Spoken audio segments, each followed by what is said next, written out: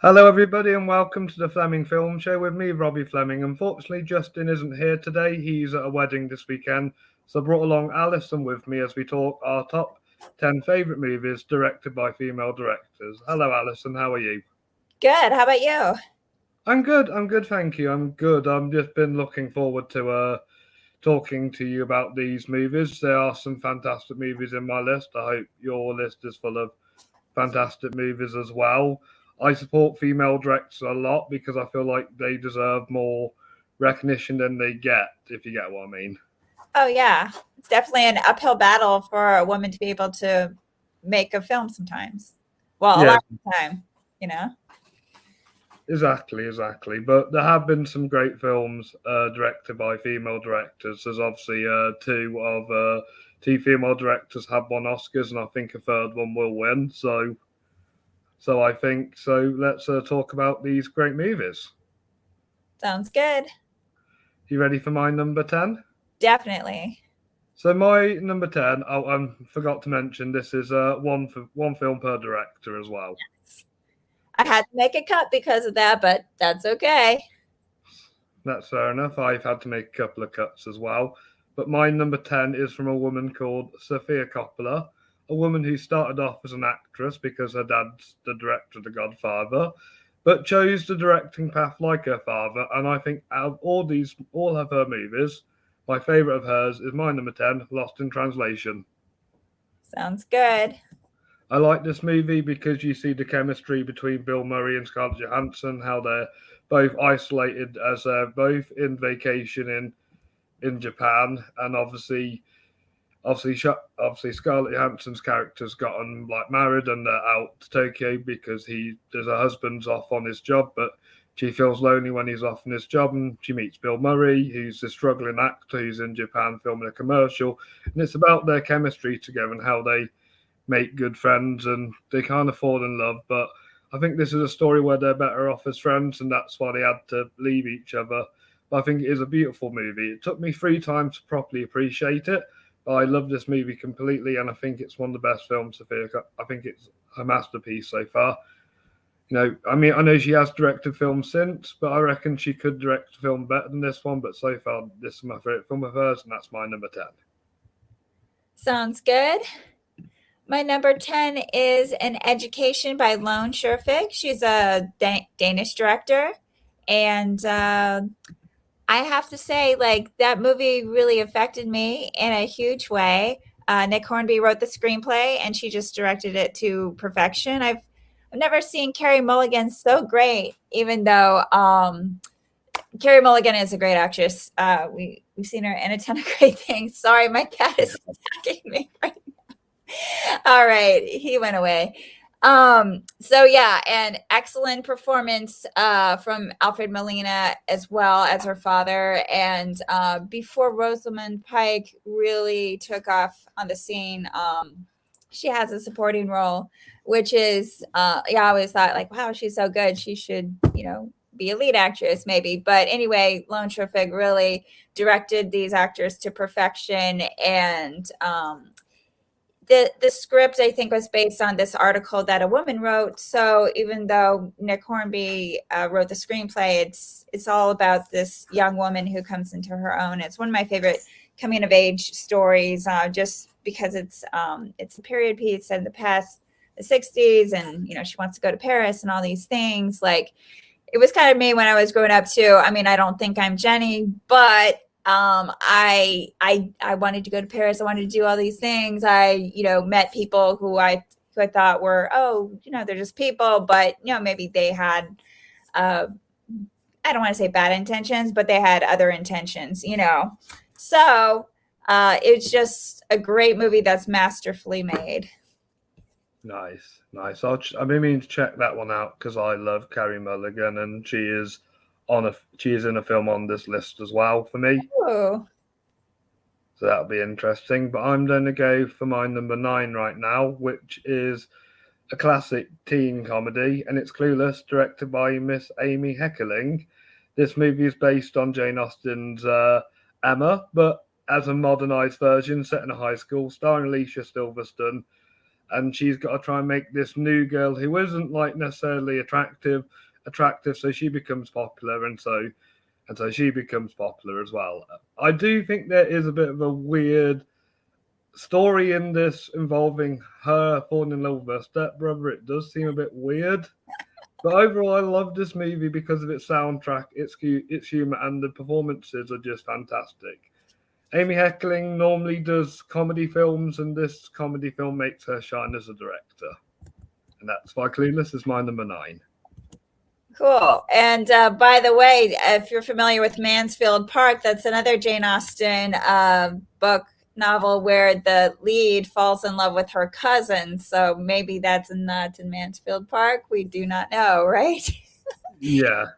Okay, sorry. So my number 9 is a film that was so unexpected. I saw it at the AFI Film Festival, I think in 2009, The Milk of Sorrow. It's from Peru by director Claudia Llosa. She just amazed me with this film that was done to perfection. The actress was Magali Solier, who's Peruvian, and it's just about a girl who's basically a maid for this rich woman who takes advantage of her. And before I was really aware of like class issues, this movie just laid it out so beautifully.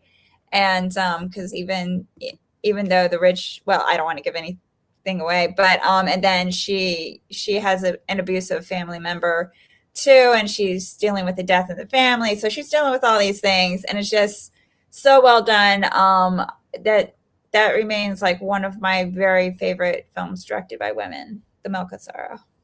Nice. Sounds good. I need to check out more South American cinema because I love the movie City of God, and I want to explore more Brazilian films as well as the other countries of South America.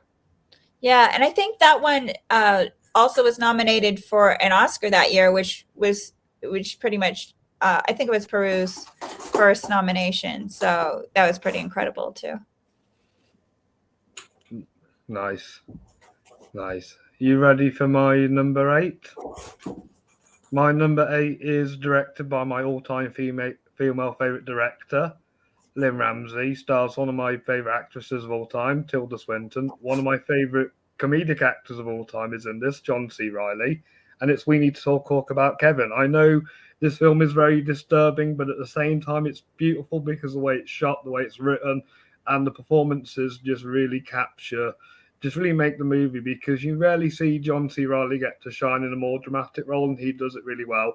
And Tilda Swinton steals the show as a mum. She is just fantastic. And you have Ezra Miller, who I think this is probably his breakout role, but he must have scared audiences with this performance breaking out. I don't know how people unsee him as Kevin when you watch him in anything else, because this is fantastic. This film was shown to me by a friend a couple of years ago, and I was just amazed of how well it was crafted. And since I watched all of Lynn Ramsey's films since, all 4 of her movies, and I just think she is a fantastic director, and this movie kind of sells her as one of the best working today. So my number 8 is We Need to Talk About Kevin. It's just not as high up because of these movies are a little bit more happier. I love that one as well. Definitely my favorite Lynn Ramsey movie. My number 8 is Natalie by Anne Fontaine, which, if anyone knows, it was so funny. There was a remake from Adam McGoyan called Chloe, and my French teacher took a bunch of people to see it, and he didn't know it was based on a French movie, so I thought that was funny. But I like the original because the remake kind of like, oh, let's do a twist, then another twist, then another twist. But this one is pretty simple. It's a straightforward movie. And then, yes, there is a twist. I'm not going to get into it. But basically, a woman hires a stripper to try to tempt her husband so she can see if her husband is faithful. So, and it has like an excellent cast. Like with not such an excellent cast, I don't think the movie would have worked so well, because it would have just maybe even been a cheap story. But like, it's Gerard Depardieu is the man, his wife is Fanny Ardant, and the stripper is Emmanuelle. Great, I'm blanking on her name, and I know her. Let's see. I'll think of her name, but Emmanuel Bayard. But so it's just this incredible, very simple movie, mainly 3 characters, but it's just so incredible. Anne Fontaine is one of my favorite female directors. I think she even grew up in Portugal as a kid, but she's French. And I just always like her music selections, the actors she uses. She's made other films with like Isabelle Huppert, and I think she's just whatever she's done to like perfect her craft, I'm in approval. Nice. Is the remake Chloe the one with Liam Neeson and Amanda Seyfried? Yes, it sure is, and Julianne Moore. Yeah. Nice. I've been meaning to check that one out, but no, I'm going to check out the French one as well. I would definitely check them both out. There are subtle differences, but the remake kind of like takes everything and tries to like make it more sophisticated, but I think it's fine as it is. I love Adam McGoyan though, so that's fine. Nice. I'll check her out as well. Right, my number 7 is directed by an Oscar-winning director, Catherine Bigelow, but it's not the film she won an Oscar for. This is a movie, an action movie, a proper guy's movie, which is surprisingly directed by a woman, but she does it to perfection, and it's Point Break. I love this movie because of Keanu Reeves, Patrick Swayze, and Gary Busey all give out fantastic performances as their characters. Well, Swayze steals the show as a villain. Keanu's like still like starting out, so he's not as great as he could be. But I do think this is a fantastic film because of how it's made and how it's crafted. And I would hate to see the remake because I don't want Bigelow's vision destroyed by a remake of something that is fantastic. And that's my number 7, Point Break. Yeah, I love that one too. Probably my favorite Catherine Bigelow. My number 7 is My Life Without Me by Isabelle Coixet. I don't know if you've seen that one. It's no, I haven't. I think, well, it's either 2004 or I saw it in 2004, rented it from Blockbuster. That's the way I found a lot of good movies back in the day. And just basically, Sarah Polley has a terminal illness. I don't know if I should say what it is. I think it's cancer, but and before she basically makes preparations for her death. And this feels weird to say nowadays because if a husband did this for their wife, it'd be really weird. But she basically chooses a new mate for her husband, like so he won't be, all alone or whatever. But I mean, it's pretty interesting, and it also stars Lenore Watling, who was in Pedro Almodovar's Talk to Her. I'm sorry. And she's bilingual. So in Talk to Her, she speaks Spanish, and then My Life Without Me, she speaks English. It's just this beautiful film, and it's just, even though it's about death, it's actually full of life. So I always liked that perspective of a woman who is facing death, but there's so much vivaciousness in the movie. That sounds actually quite interesting. It sounds like a very interesting concept. I'll have to check that one out. Sounds good. Yes. Are you ready for my number 6? My number 6 is directed by a fantastic actress called Greta Gerwig. I think Frances Ha should have been her directorial debut, but her directorial debut is phenomenal, and it's Lady Bird. And I love this movie because you actually get to see Saoirse Ronan actually shine as the lead in this movie really well, and she plays this character to perfection. You have Laurie Metcalf, who's basically made a career out of playing characters' mums, plays her mum, and she's fantastic. This was also my introduction to Timothée Chalamet and Lucas Hedges, who are 2 of my favourite actors now.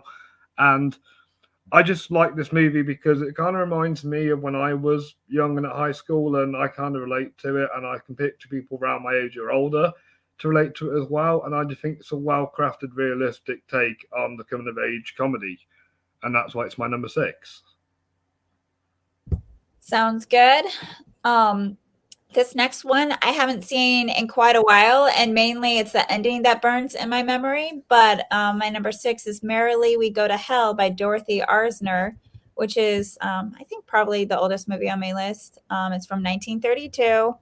And basically, it's like this ill-fated love story between a man and a woman, and the husband is a drunk, and the woman deals with a personal tragedy in her life.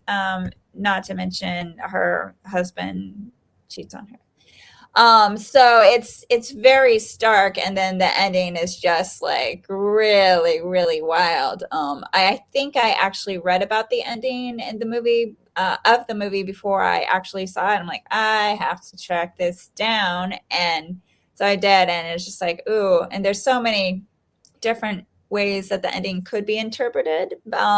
Yeah. So I like that as well. It's just on one hand, it's like a very brutal ending, but on the other hand, like it's bittersweet. So yeah.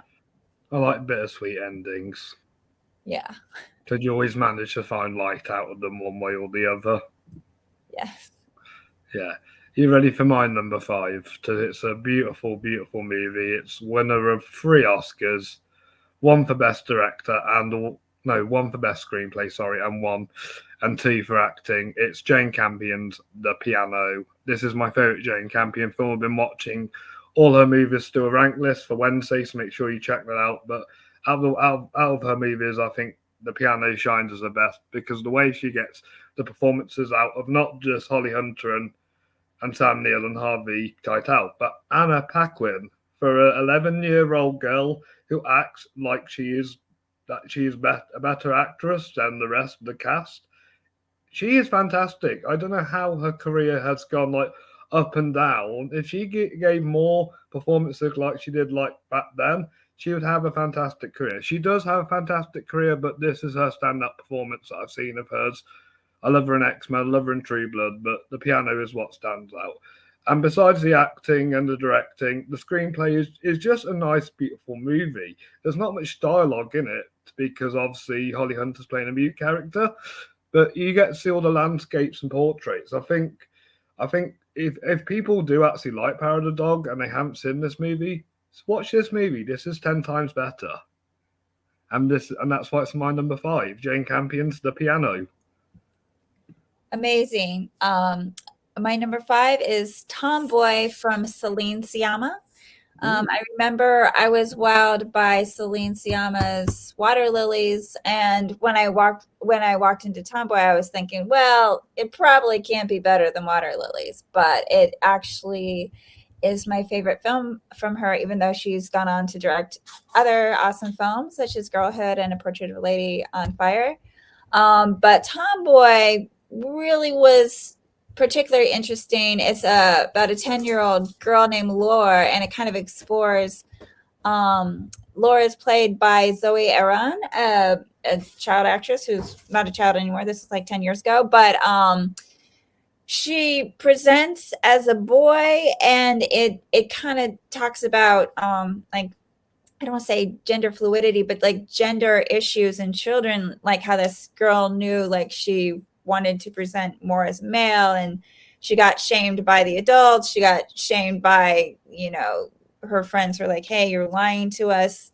But, coming from a woman who's LGBT herself, she really brought like understanding to this character, and also like what's going on in Texas right now, like with and I think Florida too, with the anti-LGBT legislation, where Florida, like they want to out the children if they're gay, and then in Texas, they're saying if parents are helping their transgender kids, it's like they want them to be for it to be like it's abuse.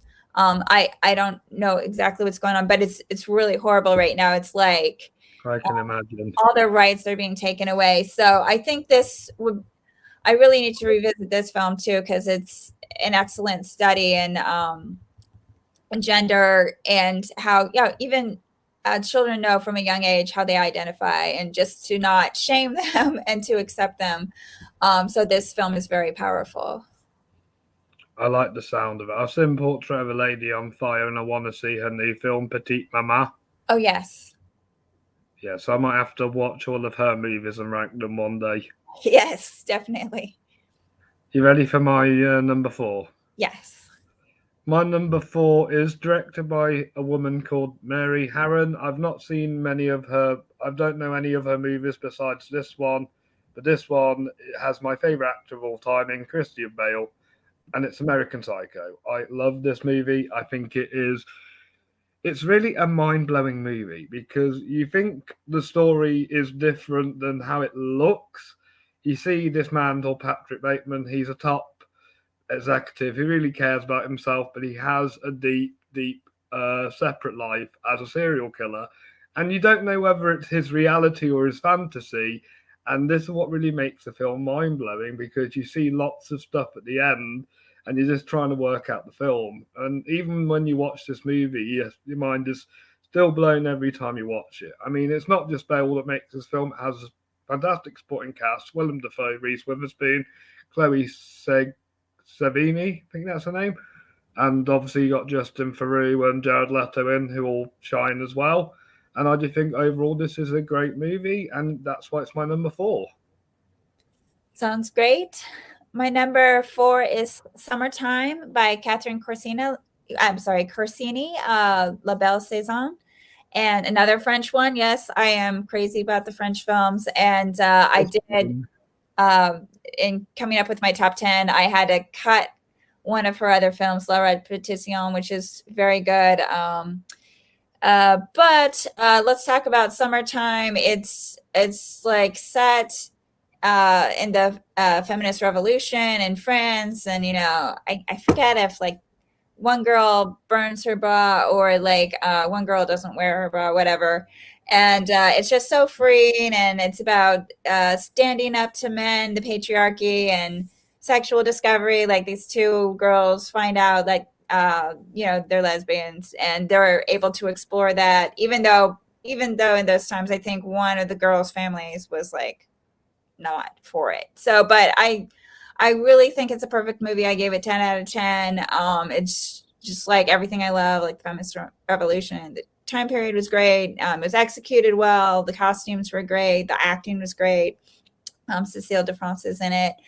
And so, yeah, Catherine Corsini is like so underrated, I feel, especially in America. So definitely my number 4. Good choice. I'll check that one out. I don't think I've seen many of the films you've listed. That's okay. A lot of them are obscure, and for a reason too. Like I like the more obscure films that not nobody, but like that aren't as widely received. It's okay, because my number 3 is what I would regard a masterpiece. You'll be happy with me because this is a French movie, and it recently won the Palme d'Or at the Cannes Film Festival, and it's Fontaine. I love this movie completely. It's entertaining from beginning to end, has plot with twists left, right, and centre, and it's just got a fantastic production design. It's well directed. Julia Ducournau, who's the director, she's nominated for a BAFTA this year, so I kind of hope she wins, even though I know she's not. But her directing is fantastic. I watched Raw just before I watched this movie, and I can kind of tell that she's going to get better and better as she directs movies. And I think Fontaine stands out as her masterpiece, and I think more people should check it out. And that's why it's my number 3. Sounds good. My number 3, it's also French. I have to warn you, my remaining 3 films are French, so let's go with it. Normal People Are Nothing Exceptional by Laurence Ferreira Barbosa. Yes, it's very obscure. I caught it on a French channel like 10 years ago or something. And let me tell you, this movie blew me away. It follows a character played by Valeria Bruni Tedeschi, Carla Bruni's sister. And it's just, her life is in shambles. It's crazy. And she just goes crazy and just, whoa, I love it. So yeah, it's just pure craziness and I'm there for it. Nice. Sounds good. I'll have to check that one out. You ready for my number 2?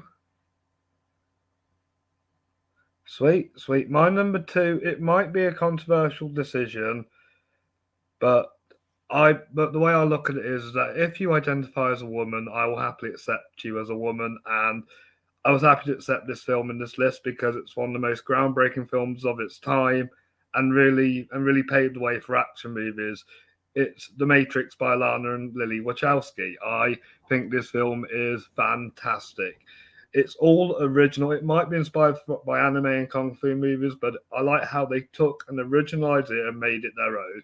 Shame the other 2 movies weren't great, and the 4th one was just okay-ish, but I loved the first one completely because of the stunts, the visual effects, and everything about it just stands out as a really well-crafted movie. And I think this is Keanu at his at where he shines the most, and that's why it's my number 2. So my number 2 is The Matrix. Sounds good, and that's absolutely acceptable. For years, I think ever since 2008, I've been compiling a list of directors who are female, and like as soon as they transition, like someone wrote to me, like put them on the list, and like yes, of course, and we accept Lana and Lily as women. They are definitely welcome here on this list. My number 2, I think it's going to be funny because my number 2 is Raw by Julia Ducournau, and you said she keeps getting better and better, and I agree. She's amazing. She like just the way she directs is so precise and so just masterful. Like I could die. Like I just remember being so excited to see Scene to 10 at the theater. However, I recently rewatched Raw, and it's just like everything I love. And I also saw another short film she did called Junior, and then as I was rewatching Raw, like blood is on the walls or red paint, and it says like Junior is dead. I'm like, whoa, this is weird. She's like referencing her other works, and it's just like so insane. But just like the actress in Raw, Garance Merrily, who's also in T10, just Do you think she plays the same character because they're both called Justine? it's the same name, so Justine. It could be the same character, but I thought about that as well. And the girl in to 10 is named Alexa, and Justine's sister in Raw is named Alexa, but Data is obviously a different character. Yeah. Well, I don't know. Maybe she just likes the name Alexa. She likes the name Justine, but it could be the same person. But I don't want to spoil anything, but I sort of hope they aren't the same person because of what happens. That would be clever. Huh? Yeah. If they were. Yeah, she's creating her own Julia Ducournau universe, so our cinematic universe, so the JDCU. So definitely. So yeah, Raw is just out of control, crazy. I guess I love the out of control, crazy French films, but like when I first started watching, I'm vegan, and like the girl in it was vegetarian. I'm like, oh, nice, they're vegetarian, but things get a little crazy from then on. But yeah, it's just a movie, so I enjoy it. Okay. Yeah. All right. All right. I do like Raw, to be fair. Raw is I did watch it before Titan, and like I said, I think Julia Ducournau is going to be one of my favorite directors if she keeps making these great movies.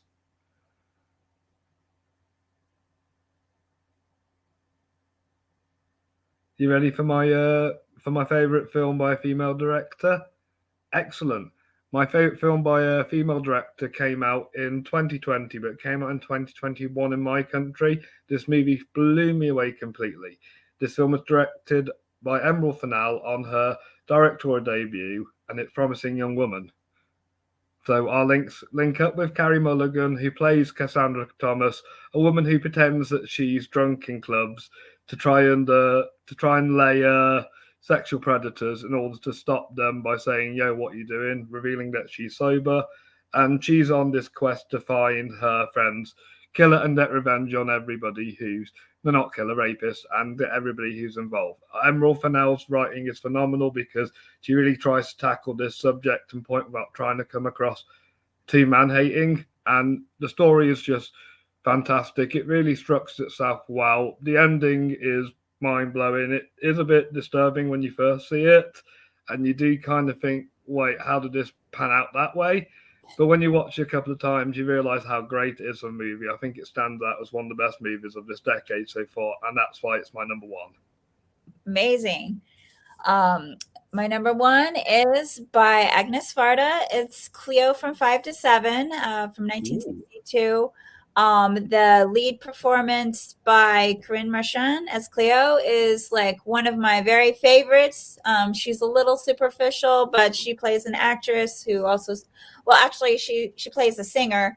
And her songs pop up like in the taxi and a cafe. In fact, Cleo programs one of her own songs at the cafe in the jukebox because she wants to see, she looks around, she wants to see other people's reactions, and she goes to a hat shop, tries on hats, and she's awaiting news from the doctor to see like if she has a life-threatening illness or not. So it's filmed in real time from 5 to 7. Actually, it's really only 90 minutes. But we'll excuse that. And then there's a short film, like a film within a film, starring Jean-Luc Godard and Anna Karina. And so it's just, and it's also filmed in black and white. It's so beautiful and pristine. So with the music and cinematography and the acting, I believe this is Agnes Varda's masterpiece. I just totally love it so much. What did you say the name of the film's called? Cleo from 5 to 7, and Criterion has a nice DVD release. 7. Cheers. I'm writing it down because I'm trying to do more of like films throughout the year list, and I'm focusing on the 60s, and I'm trying to watch more 60s films. Definitely. Yeah. Right. Right. Shall we count them down? Sure. Definitely. My number 10 is Lost in Translation, directed by Sofia Coppola. My number 10 is An Education by Lone Scherfig. My number 9 is Clueless, directed by Amy Heckerling. My number 9 is The Milk of Sorrow by Claudia Llosa. My number 8 is We Need to Talk About Kevin, directed by Lynn Ramsey. My number 8 is Natalie by Anne Fontaine. My number 7 is Point Break, directed by Catherine Bigelow. My number 7 is My Life Without Me by Isabel Coixet. My number 6 is Lady Bird, directed by Greta Gerwig. My number 6 is Merrily We Go to Hell by Dorothy Arsner. My number 5 is The Piano, directed by Jane Campion. My number 5 is Tomboy by Celine Sciamma. My number 4 is American Psycho, directed by Mary Harron. My number 4 is Summertime by Catherine Corsini.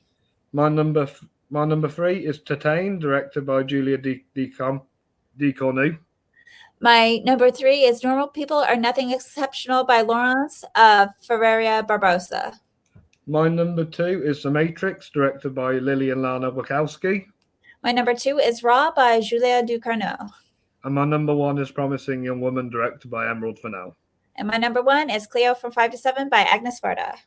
Nice. At least we had one director in the same. We connected by one director. Yes, definitely. Yeah, thank you for coming on today. Before we leave, I just wanted to ask you one question. What's the worst film you've seen directed by a female director? Oh, that is a good question. I think I've seen, and I hate to really tear anybody down.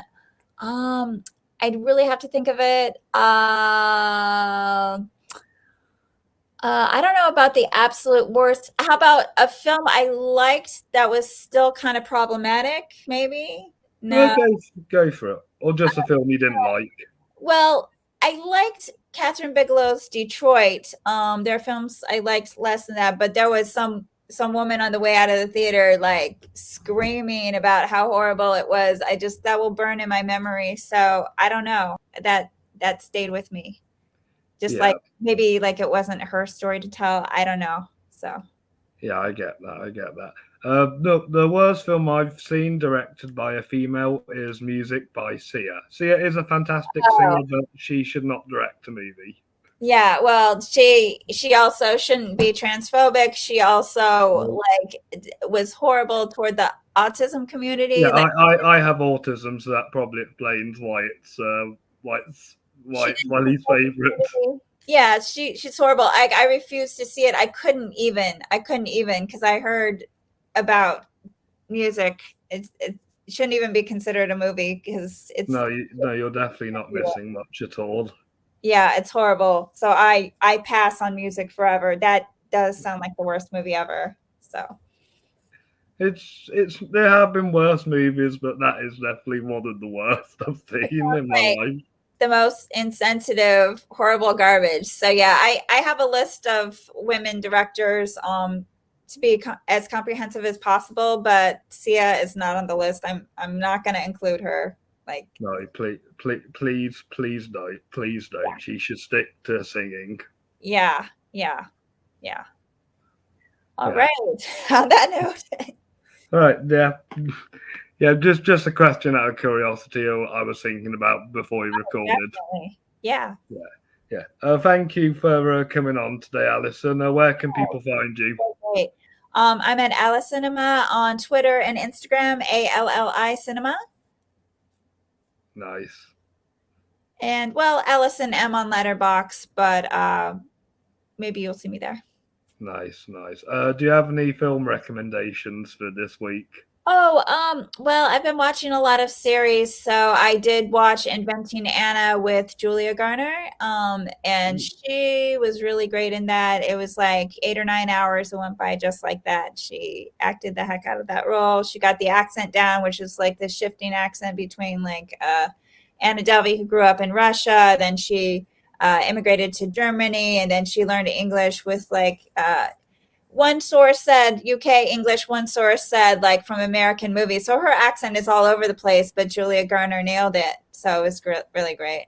Nice. My recommendation for this week is I watched all the international best film nominees for this year at the Oscars, and my favorite one was The Worst Person in the World. I highly recommend that one because it's well structured and the acting is fantastic, which makes the directing fantastic. And it's kind of the only one I watched out of them that actually felt like a good movie overall. And the visuals are really good because there's a trippy scene in it, and I do like trippy scenes a lot. And it really worked well with the plot, and I just thought it was just a really fun scene. Yes. Yeah, that was a pretty amazing one. I think I know the one you're talking about. Yeah.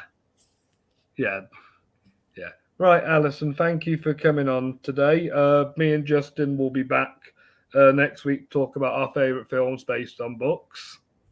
Great. Well, that sounds great. And hopefully I'll see you again sometime.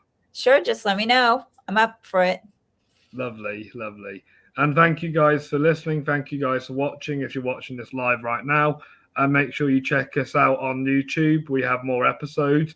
And also, if you want to see my daily reviews, check out Robbie Reviews at robbiereviews.co.uk. That's robbiereviews.co.uk. I'm also on Twitter, Facebook, and Instagram if you want to find me there.